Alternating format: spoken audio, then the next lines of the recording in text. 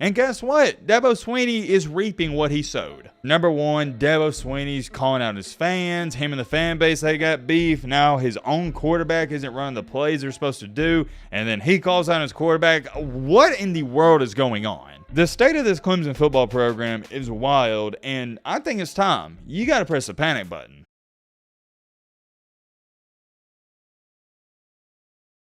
I'm beyond curious, Clemson fans. If you're watching this video, please let me know in the comment section how you feel about number one, Dabo Swinney, and number two, how you feel about the state of the program. Because for me, at least, an outsider's perspective, I think it's flat out embarrassing. I said it in the offseason, I said it last year and the year before, and I'm pretty sure the year before that. Dabo Swinney is slowly turning into a dinosaur. He's too stubborn to adapt and change his ways, and, well, if you do that in anything in life, you're going to crumble like a cookie. You either adapt or die. I can't dumb it down to any more than that, and we'll foreshadowing. We'll speak on that in just a second. It's been a while since I've said this, but we got a jam-packed video because that's not the only topic we're going to speak on. We got to talk about something that Michigan State did? I know, who would have ever thought we'd be talking about this sorry Michigan State football team, but it's for something they did off the field. I had a bunch of people send me this saying, yo, Matt, you got to talk about this. But Michigan State, during their most recent game, they were showing a quiz. You know how they throw up questions and stuff like that on the Jumbotron or the scoreboard?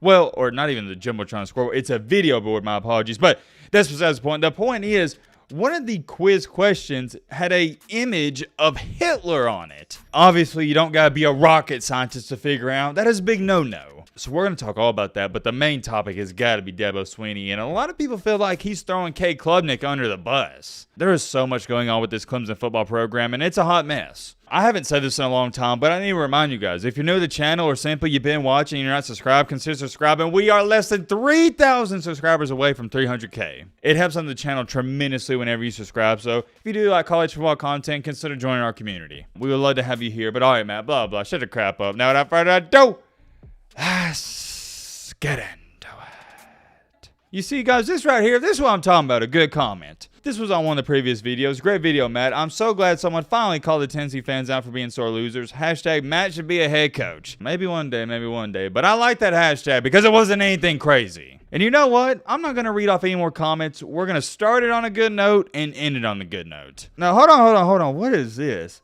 Thanks for this great list, Matt. I'm always grateful for another upload. Hashtag Matt, look at my profile pic. Matt be Mexican. Hold on. Let me zoom in. Yo, what is this? I'm pretty sure this is me with a squiggly line mustache. I guess this is Mexican Matt. I can't even be mad, man. That's actually pretty good because the dedication that went into, number one, making this username, and number two, the profile pic. All right. That's a good one. I give that to you. But seriously, let's lock in. No more comments, and let's get down to business. Wait. Hold on. What is this? Ski mask Matt? All right, that was good. On a serious note, where did you get this picture? I guess you took it from one of the videos. I don't know. Okay, I'm getting distracted. Like I said, lock in, Matt. Sorry. I'm getting a little sidetracked. You know how things go. Well, let's just get this Michigan State situation out of the way because I don't have too much to say about it. Like I said in the intro, there's not really a way to ease into this. Michigan State, they showed a picture during I think it was just a random quiz of Hitler on their video board. Obviously, shouldn't have done it. Terrible look. That's self-explanatory. But here was my biggest question when everybody was sending this to me. Number one, why did this happen? And number two, how did it happen? And the explanation makes a ton of sense, but it doesn't excuse it. Before the game, they just had questions popping up on the screen, and Michigan State and the employee who allowed this was using a third-party source. Pretty much in other terms, whoever was doing this job was extremely lazy. They didn't even look over what was on this quiz. I can't dumb it down any more than that. They pulled off some random quiz off of a third-party website, and they used it for the Jumbotron again, the video board. And yeah, that's all there is to it. And I don't know why all of you want me to talk about this so much, because there's nothing to say. It's unacceptable, and it's inexcusable, and it's a terrible look. That's all there is to it. I shouldn't have to sit up here for 10 minutes and rant about this, because you guys know this is a big no-no. So with that being said, let's get to move on to the main topic, the main encore, the main reason you clicked onto this video. What in the world is going on with Dabo Swinney, Cade Klubnik, and this entire Clemson football program? Well, for starters, and it's the main reason we're making this video, they lost to Miami. Whew, yeah, that's a pretty embarrassing loss. Arguably one of the most embarrassing losses Dabo Swinney's had in a very long time. Miami's not a good football team. They had that huge blunder against Georgia Tech, and after that game, they lost another. And to go on top of all of that, Miami beat Clemson, not even with Tyler Van Dyke. Miami wasn't even at full strength. They beat Clemson with their backup quarterback, Emory Williams. You hate to see it. Clemson is now a pitiful 4-3, and their season's over. I mean, it was over before this game as far as it goes for the playoff-wise.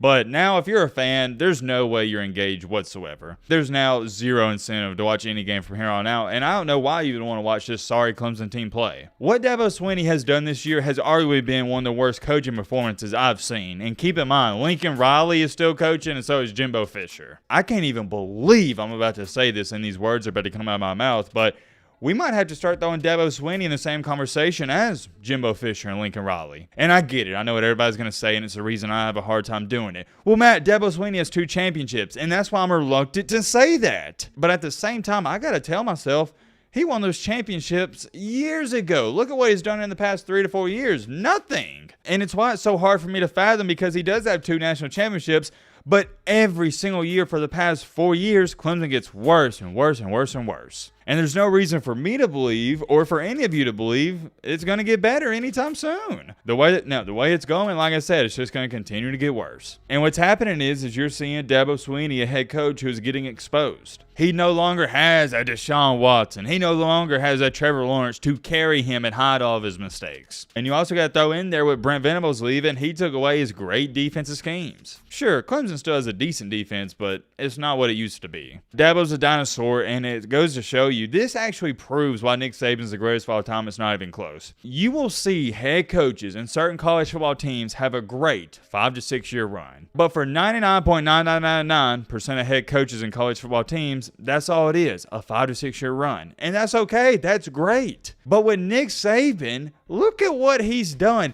He has sustained not just a winning team, but he has been at the top, the pinnacle, since 2008. Nick Saban has had Alabama at the top of college football for 15 years straight. And last year, Alabama was the butt end of the jokes because everybody's like, oh yeah, Alabama had a down year, man. They went 11-2. Think about that. Alabama down year. In a down year was 11-2. And this year, everybody thought the Alabama team was going to be worse. And to a certain extent, I understand it because I think this Alabama team currently is one of the worst Alabama teams Nick Saban has ever had. But weirdly enough, that's actually what makes what Nick Saban is doing this year 10 times more impressive. The fact that Alabama isn't that good, the fact that they don't have a top-ranked offense, a top-ranked defense, they don't have a great quarterback, and Nick Saban is still 7-1, and they still got a great shot to make the playoff, that should go to tell you everything you need to know. This is a different video for a different day, but Nick Saban this year, this is arguably one of his greatest coaching performances of all time. We'll talk about that a different day, but it goes hand in hand because Dabo Swinney and Nick Saban,